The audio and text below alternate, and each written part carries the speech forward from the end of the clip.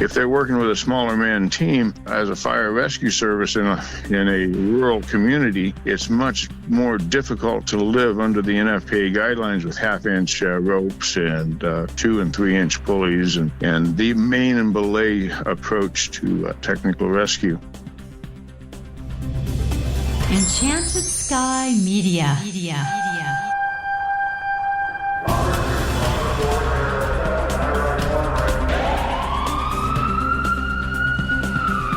From Los Angeles, this is Code 3, the Firefighters podcast, hosted by award-winning journalist Scott Orr. Code 3 features interviews with leading members of the fire service, discussing firefighting strategy, tactics, and other topics you need to know more about. Now, here's Scott. That's right, and I will not let Parkinson's stop me. Thank you for joining me again for another edition of Code 3. You are listening to the show for and about firefighters. Let's get started. You may be a TRT specialist in your department, or you might be a novice.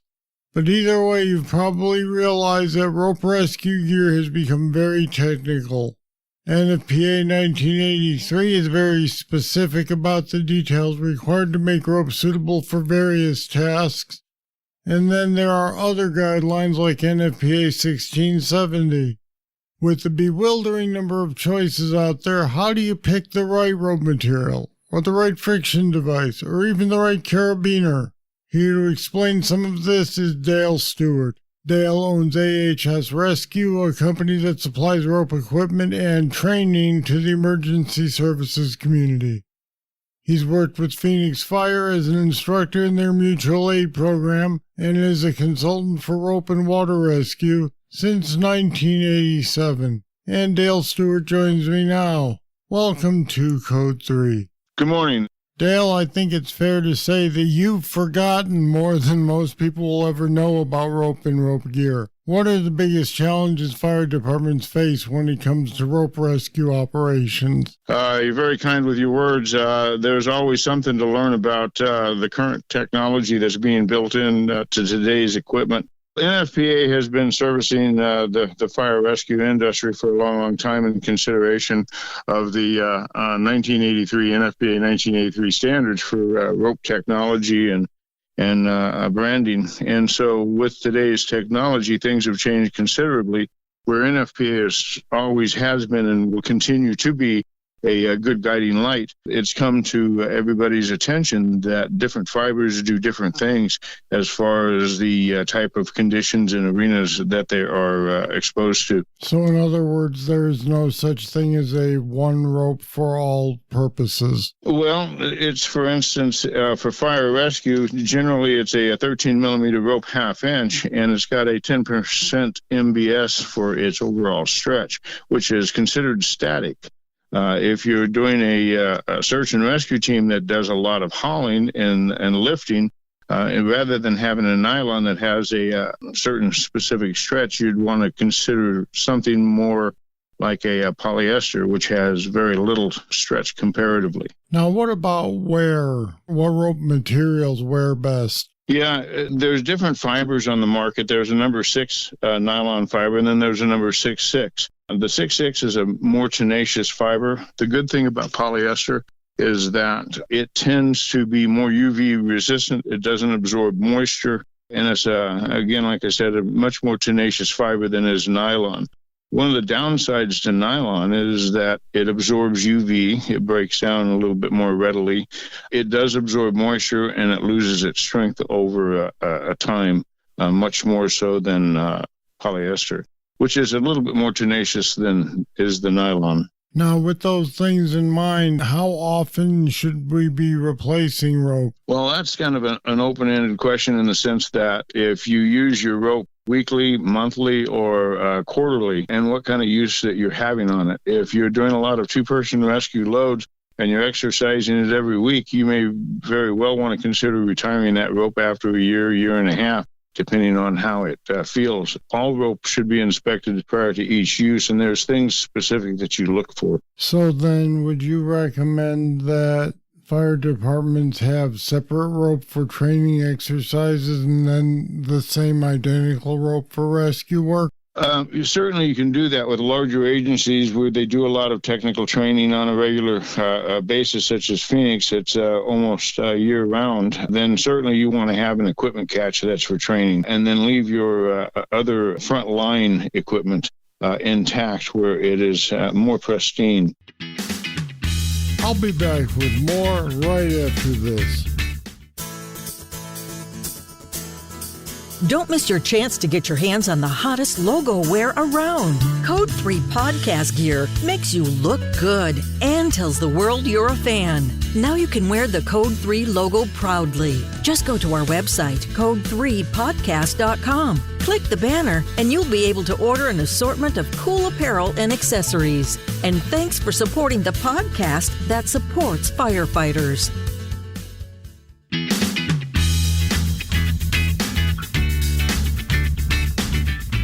Now, what about hardware, carabiners and such? Is there a level of quality that we need to be reaching when we order this stuff? Hardware. Carabiners are the thing that is in my forefront these days is whether or not it should be a screw lock or an auto lock. Some people call those auto-locking carabiners Type 3s as Widowmakers. I've not experienced that over the 40 years that I've been using a variety of different carabiners. I think that there comes a time when there's a trade-off with understanding why a screw lock versus a key lock. The other misconceptions, too, is a little bit about the G-rated and the T-rated carabiners as far as the load calculations that they are applied to. You referred to a Widowmaker, and I'm curious why you don't think it is, but other people do. Historically, here's where it comes up. You have to be much more of a competent technician with all of your equipment and understanding what a Munter hitch is, for instance, and applying the load in a descent or ascent in the belay position and which side the running rope is on. If the running rope is on the gate side, it has the ability of susceptibility to opening it up.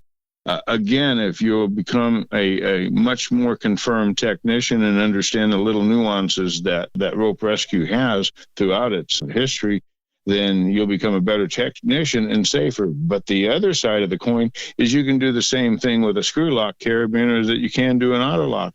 The difference is once you unscrew the screw lock, it's done. It doesn't screw back on. Whereas if you let pressure off the auto locking gate, it automatically closes again. That's a for example. That's an opinion, but certainly it's a valid one. What's changing in rope rescue, and are fire departments adopting these changes? The fire service has been a little bit, in my view, stuck over the last 30 years as being very slow to adopt or change techniques, which is a good thing.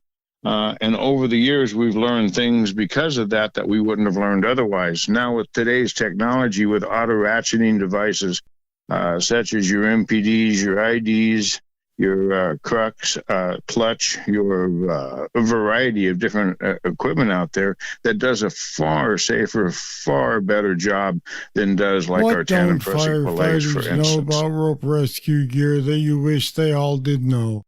As far as equipment is, in my view, from what I've seen, is that we know that when we do tandem pressing belays, the inconsistency in the human factor weighs a lot into it. Whether you're doing a Z-turn or a bubble, it's a certain amount of slack that you inject into the system on the belay side of things. So one of the considerations that needs to be made is the human factor as the reaction time. Whereas when you put an MPD or an ID or another clutching device in its place, it catches it at a much quicker response and it eliminates the human factor.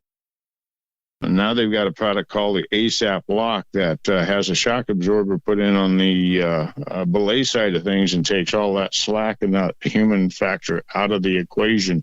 So it's become a safer do fire tool. departments make when they buy rope rescue gear? Here's the reason why NFPA 1983 came about is because of that fatality in New York, where it brought light on the fact that just any old rope or any old hardware will do.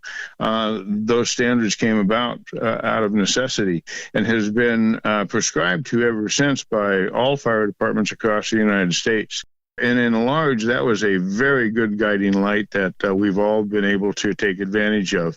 One of the upsides and downsides to the NFPA standards is that it doesn't allow you to get into more of a jurisdictional area such as AHJ, agency having jurisdiction, where if they're working with a smaller man team as a fire rescue service in a rural community, it's much more difficult to live under the NFPA guidelines with half-inch ropes and 2 and 3-inch pulleys and the main and belay approach to technical rescue. This is where they need to have much more autonomy at what they do as an agency outside of large municipals that has in-depth All right, Dale resources. Stewart, thanks for joining me today on Code 3. Well, thanks, Scott, for letting me have a chance to talk a little bit about fire rescue, rope rescue, and some of the things that have taken place and are about to take place for the changes in our future. Well, that was a deep dive. What did you think of what Dale had to say? You can leave your comments on our website at code3podcast.com/ropes. There's links to more information there as well, so check it out. And please don't forget that you can get exclusive bonus content just by making a monthly pledge. For $10 a month, you can get access to the Code 3 Bull Session. It's extra material that we didn't use in a podcast. So if you get something out of Code 3, you can have the satisfaction of knowing you're keeping it going and getting some extra material.